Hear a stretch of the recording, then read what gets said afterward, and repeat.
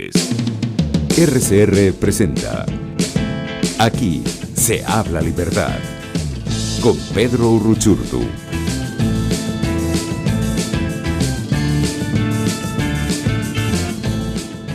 Muy buenos días, amigos, bienvenidos a otro Aquí se habla libertad. Hoy 29 de abril desde una Caracas lluviosa, los saludamos a todos en la dirección general de la estación Jaime Nestares, en la gerencia de producción Willy Zarcaya, en la producción Catherine Manzano y Justo Navarro, en los controles José Gregorio González y quien les saluda en la conducción Pedro Uruchurtu, como todos los jueves acompañándoles por aquí por la señal de Radio Caracas Radio. Recuerden que pueden sintonizarnos a través de los múltiples canales que ofrece Radio Caracas Radio, en YouTube, @RCR750, también por supuesto en Periscope y en Twitter, @RCR750, y también pueden sintonizarnos a través de www.rcr750.com. Allí está toda nuestra programación en vivo y en diferido para que no se pierdan ni uno de nuestros programas, análisis y contenidos que les brindamos todos los días incansablemente desde nuestra emisora.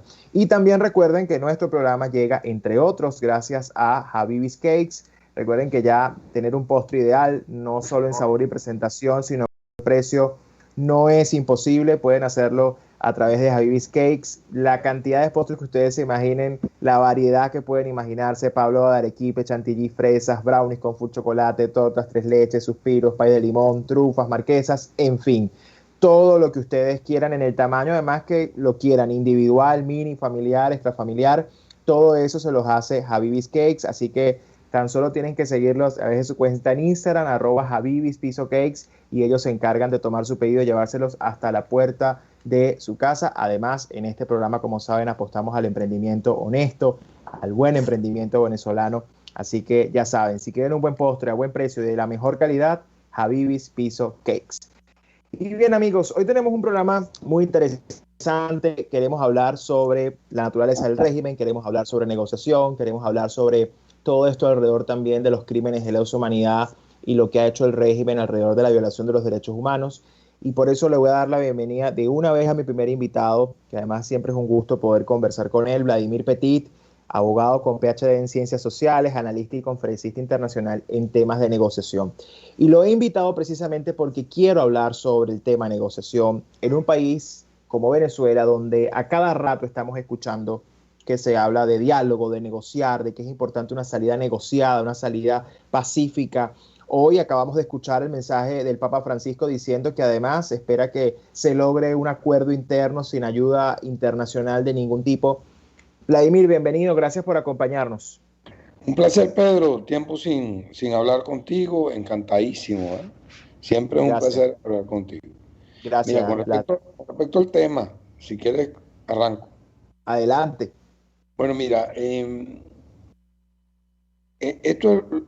nosotros vamos a tener que escribir un libro después sobre negociaciones fallidas en Venezuela y cómo el mismo error se cometía una y otra vez.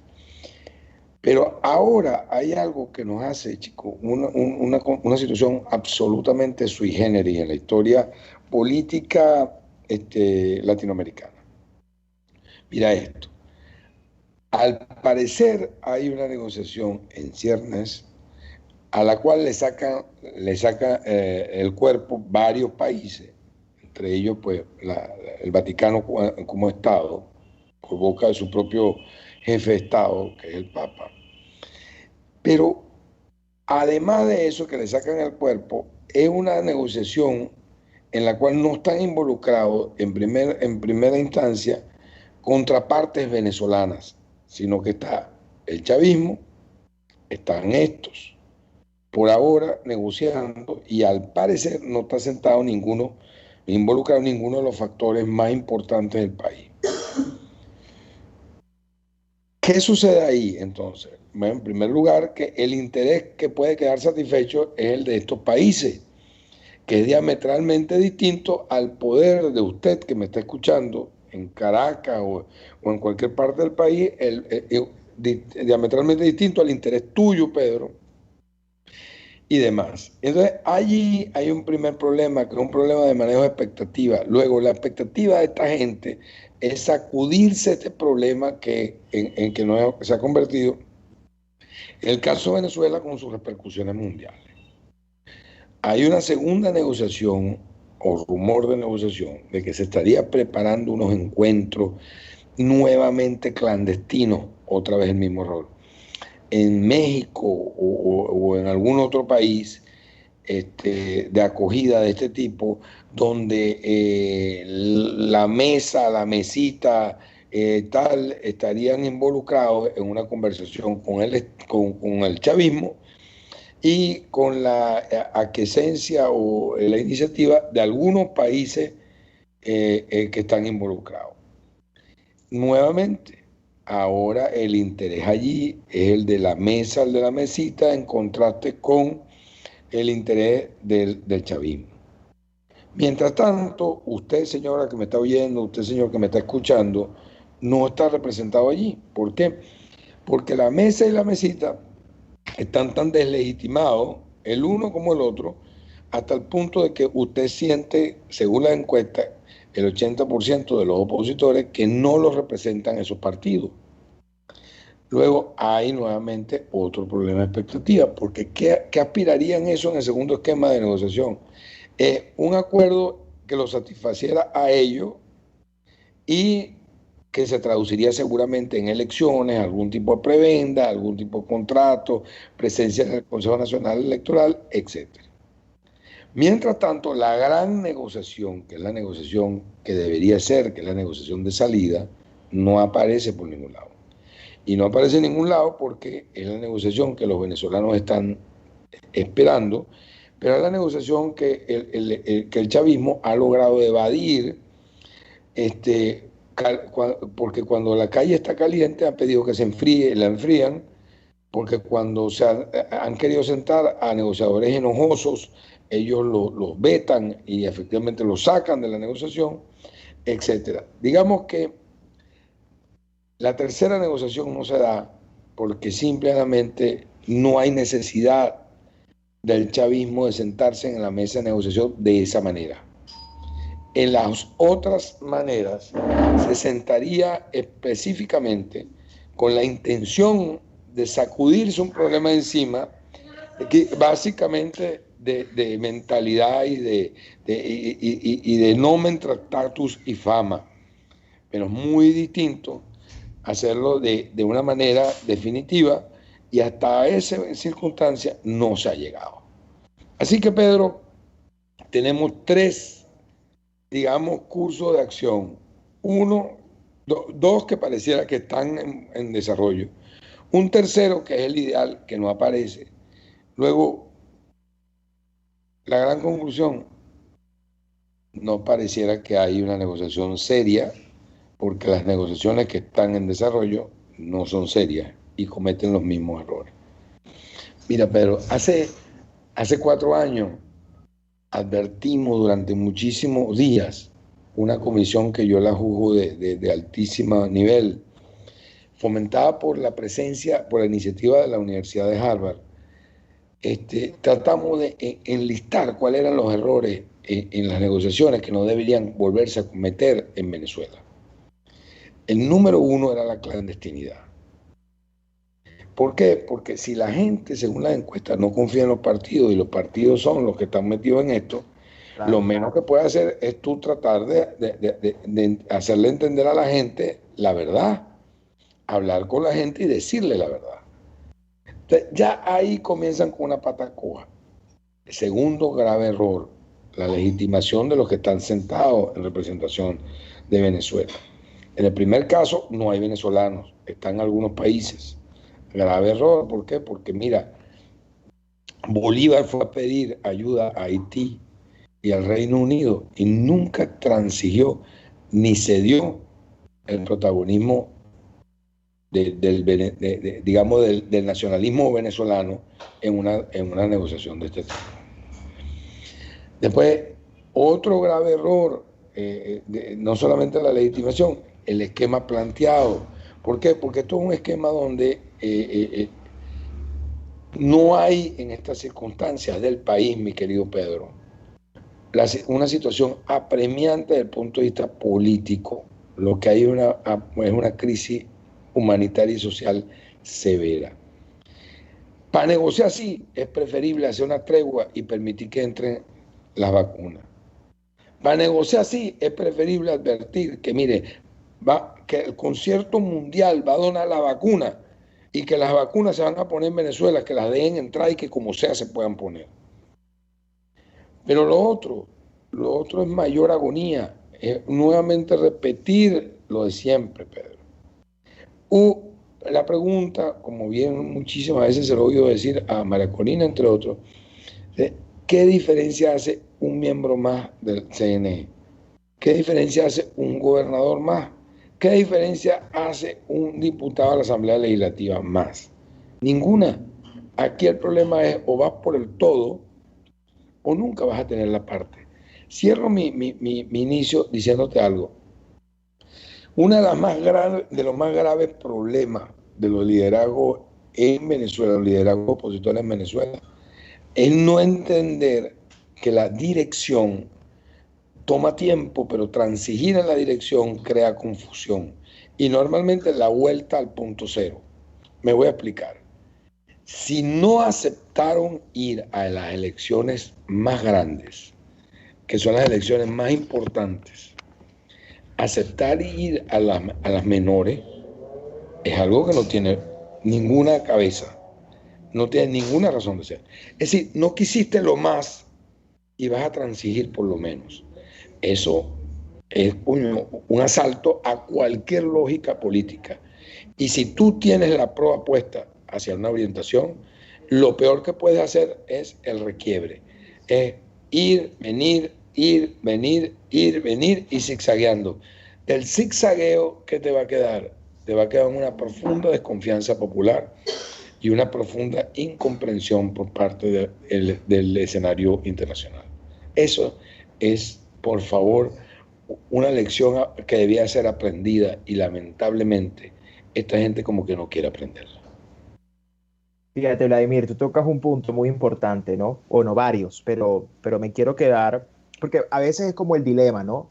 Obviamente la conducción de todo este proceso debe estar en manos de un liderazgo venezolano que entienda su rol en esta circunstancia, pero al mismo tiempo por la naturaleza del régimen, y como hemos dicho, Venezuela es un país secuestrado, requerimos de ayuda internacional. Entonces, ese balance no se ha logrado y es lo que tú planteas, bueno, con estas tres posibles episodios de negociación. Los dos que están aparentemente en marcha, que además parecieran ser repeticiones de otros procesos, con cambio de algunas caras, con cambio de algunos términos, pero repeticiones de malas experiencias.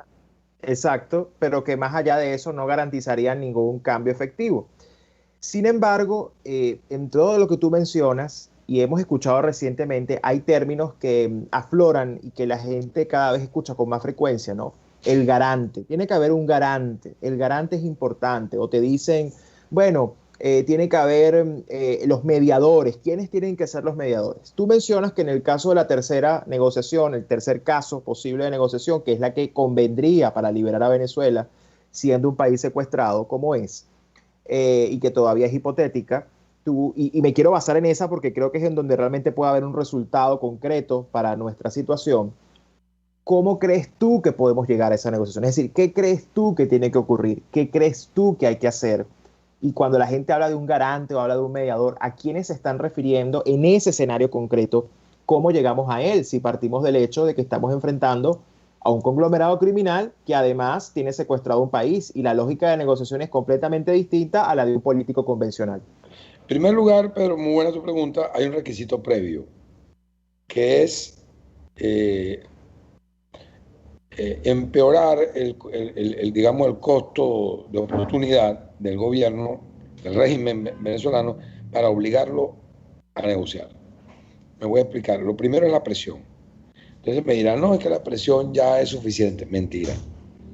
Mentira. Fíjense, las sanciones tienen que ser revisadas. ¿Por qué? Porque las sanciones hoy en día le dieron la vuelta y los tipos están haciendo el negocio de su vida. De hecho, han convertido a Venezuela en su paraíso tropical. Entonces estarán atrincherados en Venezuela, pero están lavando dinero en Venezuela, dándose la gran vida en Venezuela y dándose unos niveles de satisfacción personal no vistos en la historia mundial. Así que hay que buscar una manera en que las democracias más fuertes y más retiadas nos ayuden a sentar al régimen pero a negociar verdaderamente, porque el régimen se sienta siempre, no tiene problema, pero se sienta de mentira. El Claro, problema para es distraer. que de Para verdad. distraer. Okay. Exacto. Fíjate, el régimen en las dos primeras partes, en los dos primeros cursos de acción que hablamos, el régimen se sienta como se hubiera aceptado sentarse Pablo Escobar. Entonces, ¿en qué sentido? Dice, no, mire, hable, pierda el tiempo y dele larga y no se preocupe.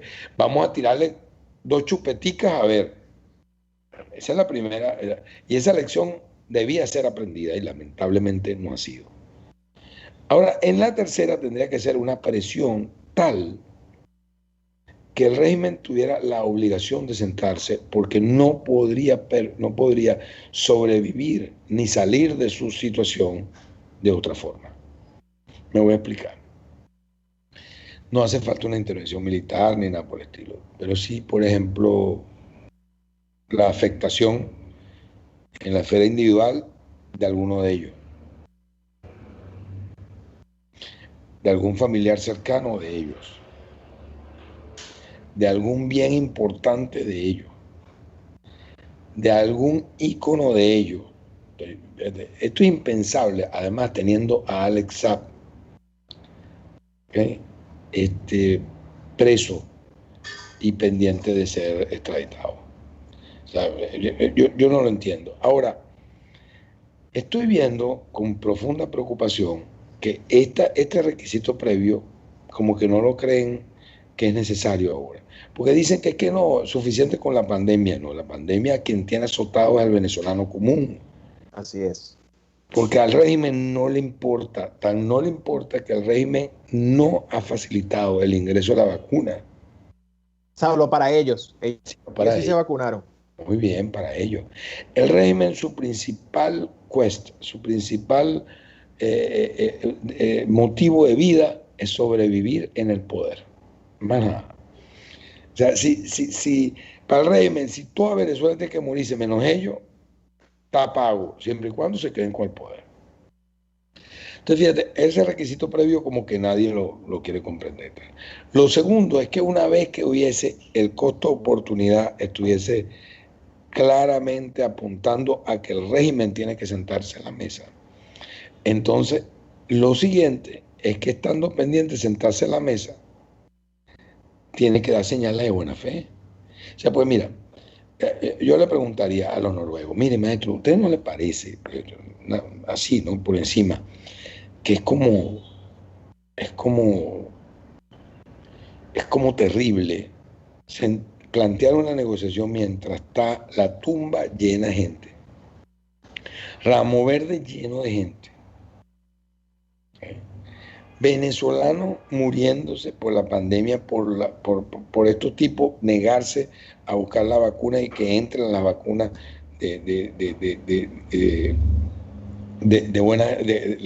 las mejores vacunas de mayor respetabilidad, mientras hay una cantidad de exiliados venezolanos. Lo primero es una señal de buena fe. Mira, a tiro fijo, cuando por fin lo convencieron de sentarse a negociar, le sacaron algo increíble, que es que tiro fijo dio un safe passage, un salvoconducto, una forma para que los más altos jerarcas del gobierno colombiano pudiesen entrar a su dominio. ¿Vamos? Y además, tiro fijo, lograron que liberara una cantidad importante de secuestrados, porque el secuestro para ellos es un arma política, igual que la droga es un arma estratégica. Entonces, ellos no ven sino una guerra. Ellos sienten que esto es una guerra. Y como son tan nimios, son soldados frustrados que nunca en su vida tuvieron un campo de batalla, su gran guerra es la guerra de hacerse rico a costa de droga y envenenar a los americanos, la misma cosa que planteó Castro. Y su otra guerra es secuestrar a los inocentes y sacarle pues, el mayor provecho a las víctimas. Entonces, si tú no tienes señales de buena fe, tampoco puedes sentarte a la mesa. Entonces, pero ya teniendo el tipo la obligación, porque no hay no tiene otra salida de sentarse a la mesa, es el momento de plantear eso. Y lo tercero, mi querido amigo, es tener una agenda clara. La agenda clara de qué se necesita. Fíjate, a todo el que negocie, elecciones libres es un miembro más del CNE. Bueno, chévere. ¿Y el padrón electoral? Igual. Perfecto. Entonces, el día antes de las elecciones, van a poner a votar en del Tamacuro al que vote en Maracaibo, como siempre lo han hecho. Van a alterar los circuitos electorales, etcétera. Eso es punto uno. Y punto dos, si la cosa está muy difícil, a ellos no renuncian nunca a un tapón que tienen, que es el del Tribunal Supremo de Justicia. Entonces, el Tribunal Supremo de Justicia, simplemente hasta el día antes, el mismo día, horas antes, incluso cuando se están se están sacando ¿cómo se llama eso? Los comunicados, los boletines. Los boletines electorales, hasta ese mismo momento, el Tribunal Supremo de Justicia tiene la oportunidad de tirarle un palo a la lámpara. Entonces, yo no entiendo cómo tú te puedes sentar a negociar así. Entonces tú los oyes a ellos, ¿no? No, bueno, mire, es lo que hay. Bueno, si es lo que hay, oye, si es lo que hay, entonces la negociación con la guerrilla colombiana debió haber sido diferente. Y seguramente Pastrana, intentando la paz, no hubiera dejado listo la guerra, y seguramente Uribe no hubiera ganado la guerra porque no lo hubiera intentado. Entonces, aquí lamentablemente es nuestra eterna inhabilidad o incapacidad de aprender. Fíjate, me quedan ya 3 minutos, pero no quiero dejar de preguntarte desde tu experiencia, porque además esto que tú mencionas es muy importante, Vladimir, en el tema, por ejemplo, no solo la cuestión del CNE o del TCJ, que son problemas serios en cuanto al desmontaje de un sistema, y mira Bolivia como ejemplo, ¿no? El no desmontar un sistema, mira lo que te trae si tú no tienes una buena transición que te permita hacerlo. Y además sumado a que en Venezuela no hay soberanía territorial, o sea, mira lo que está pasando en Apure, mira lo que pasa en la Cota 905, mira lo que pasa en Guiria, es decir, ¿dónde va a votar esa gente supuestamente? O sea, eso es absurdo pensar en esos términos. Ahora, para cerrar, me gustaría tu reflexión, 3 recomendaciones para el liderazgo.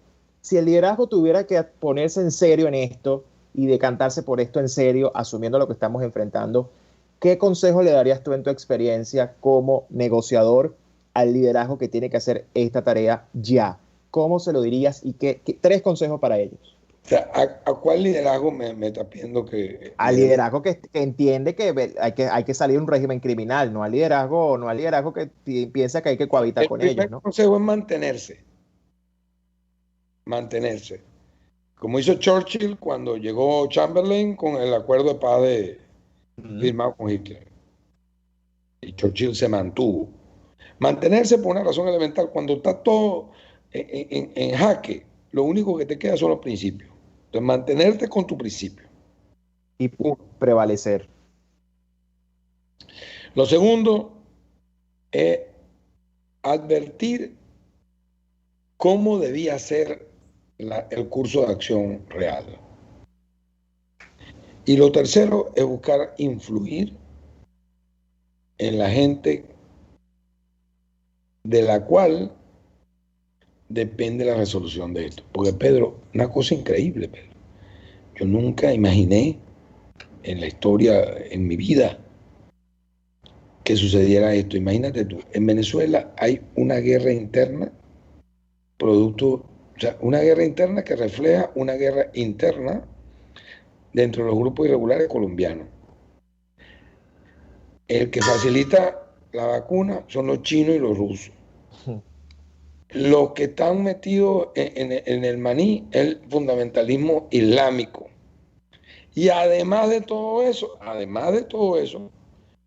están metidos hasta los tuétanos en toda la elaboración de la agenda del gobierno, los de Podemos, etc. Y Cuba. Bueno, y Cuba, que es el imperio, el verdadero imperio, o sea, se consigue con un imperio venido a menos, que es el americano. Pero venido a menos no por sus condiciones de fuerza, sino venido a menos por su propia... Por el propio sometimiento a ciertas cosas pues, que son discutibles. Entonces, cuando tú ves eso, tú dices, claro que no podemos solos. Pero mira, Bolívar tenía el imperio español metido aquí. Estábamos a la corona española metida aquí.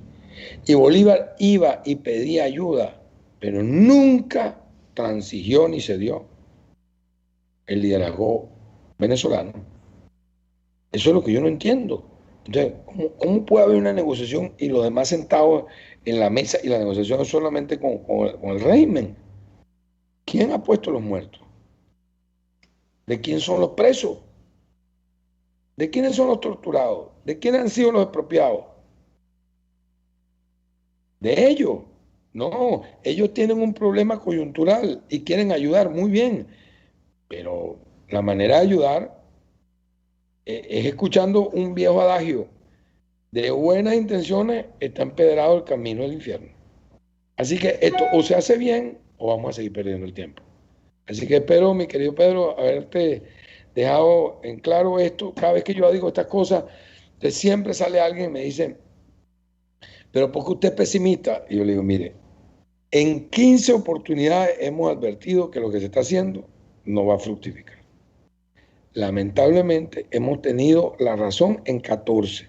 Ahorita es la 15ª. Dios quisiera que no tuviéramos la razón, pero la experiencia, las lecciones de la experiencia nos dicen que vamos a tener la razón. Al venezolano que está oyendo esto, al amigo del programa de Pedro Ruchurtu, al fan de la libertad, al que quiere salir de esto, ¿okay? No hay manera de salir de esto si no media presión dura, si no media liderazgo fuerte y si no median principios inquebrantables, porque con quien se está negociando no es con un Adeco, ni con un copellano, ni con un masista, se está negociando con Pablo Escobar. Gracias, querido Vladimir. Excelente tu disertación, muy valioso todo lo que nos comentas y por supuesto muy útil para entender y sobre todo para aplicar, que yo creo que es el principal reto.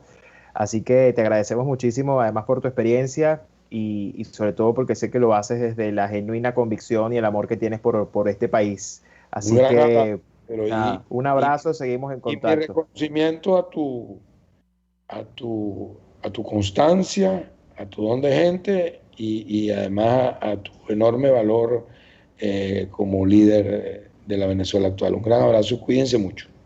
Gracias, querido Vladimir. Bien, amigos, conversábamos con Vladimir Petit, abogado con PhD en Ciencias Sociales, analista y conferencista internacional en temas de negociación. Vamos a una pausa y regresamos con más de Aquí se habla libertad. Usted escucha Aquí se habla libertad con Pedro Urruchurtu. Síganos en Twitter en @RCR750, la radio que se ve.